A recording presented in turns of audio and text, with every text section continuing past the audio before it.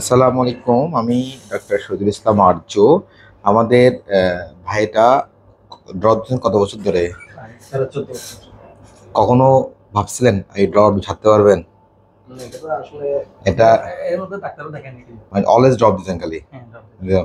মানে ড্রপ আপনি কোথাও গেছেন, ড্রপ নিতে ভুলে গেছেন, একটা আতঙ্ক কাজ করছে না, এমন ডাক্তার বন্ধ যাবে, তাই না? হ্যাঁ, এটা তো অবশ্যই। ম্যাম, এই যে ভাইটা আমাদের কাছে আসছে কয় তারিখ আসছেন? মে 7 তারিখ, তাই না? 7 তারিখ আসছেন। এখন কোনো ড্রপ লাগে ভাইয়া? না, ড্রপ এখন খুশি হয়েছেন?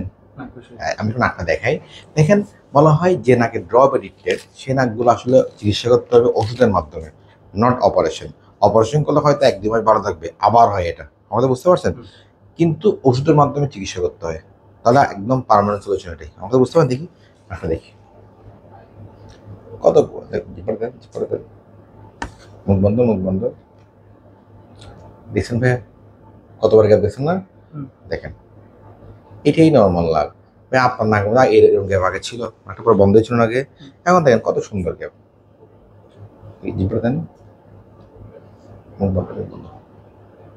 কত বড় গ্যাপ দিয়েছেন ভাইয়া? এখানে দেখেন কত বড় গ্যাপ দিয়েছেন, একদম ক্লিয়ার। ঠিক আছে, তাহলে আমাদের কথা হচ্ছে ওষুধে যারা ড্রপ এডিক্টেড ভাইরা 13 বছর ধরে ড্রপ দিত, আমার কাছে চিকিৎসা করতে আসছে আজ থেকে কদিন আগে, 7 তারিখ থেকে না, 21 দিন আগে।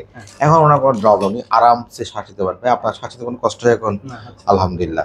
এই যে আপনার যে আগে যতক্ষণ ড্রপ দিতেন নাকটা খোলা থাকতো, ড্রপ বন্ধ নাক বন্ধ, এগুলো কি এখন হয়?